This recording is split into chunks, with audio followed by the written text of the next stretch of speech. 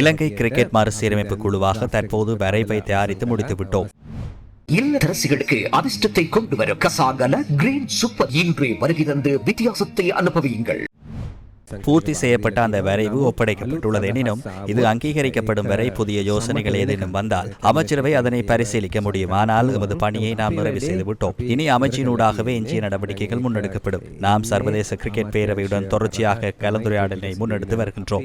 ICC பற்றி உங்களுக்கு தெரியும். இந்த வேலை திட்டத்தை விரைவுபடுத்தவே அவர்கள் விரும்புகின்றார்கள். விரைவுபடுத்தி பின்னர் அந்த வேலை திட்டத்தின் மூலம் புதிய யாப்பினை கொண்டு வந்து அதனூடாக மேற்கொள்ளப்பட வேண்டிய நியமனங்களை செய்து புதிய சபையை நிறுவி கிரிக்கெட் செயற்பாடு முன்னோக்கி கொண்டு செல்ல எதிர்பார்க்கின்றார்கள்.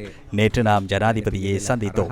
ஜனாதிபதியை சந்தித்து நாம் நிலைமையை விளக்கினோம். எமது கருத்துக்களை தெளிவுபடுத்தினோம். அது தொடர்பில் நாம் கலந்துரையாடினோம். நாம் யாப்பு மற்றும் அதன் அடிப்படை தத்துவங்களை விளக்கினோம். விளக்கிய பின்னர் யாப்பினை எமது அமைச்சுக்கும் அமைச்சருக்கும் கையளிப்பதாக தெரிவித்தோம். பின்னர் அவர் அதனை பாராளுமன்றத்தில் சமர்ப்பிப்பார். அந்த பேச்சுவார்த்தை சிறப்பாக அமைந்திருந்தது.